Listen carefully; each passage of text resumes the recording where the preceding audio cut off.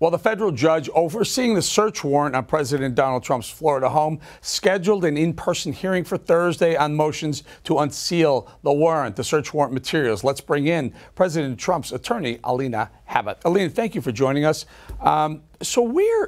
This big hearing on Thursday, the affidavit, now Trump wants it released with the affidavit. It tells us exactly what the DOJ was looking for. Where do you think it stands? And by the way, what do you think about having Judge Reinhold overseeing this? Which one do you want me to take there first? As far as unsealing, I think we've made our position clear. The president has made his position very clear.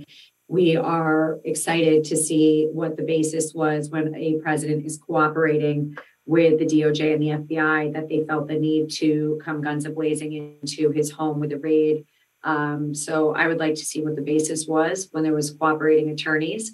As far as Judge Reinhold, I still have this burning question as to why he felt he needed to recuse himself on the case I have against Hillary Clinton and the FBI over a month ago, but then stood in and felt he was absolutely warranted in signing an affidavit to break into his home. I'm struggling to understand how a judge finds himself in conflict on one issue, but not on the other. Now, do you think the Department, Merrick Garland, Department of Justice, maybe in conjunction with the FBI, do you think they were in contact with Biden's White House when they scheduled this raid on the Trump compound at Mar-a-Lago last week?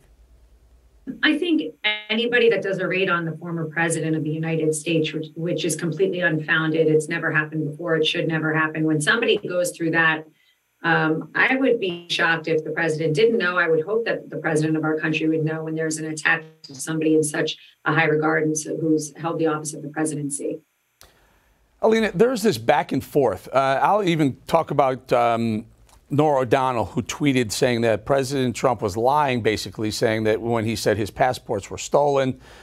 Tell us, can you clear up the passport situation? Where are they? Who has them and who had them? Sure. The passports were taken by the FBI in the raid.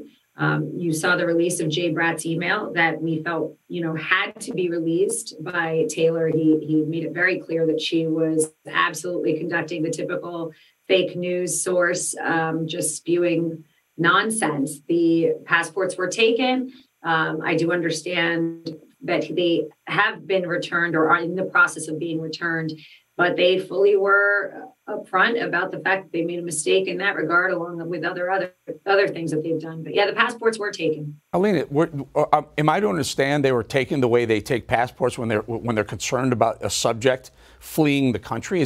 Was it that, or it was mistakenly taken as part of a file of something?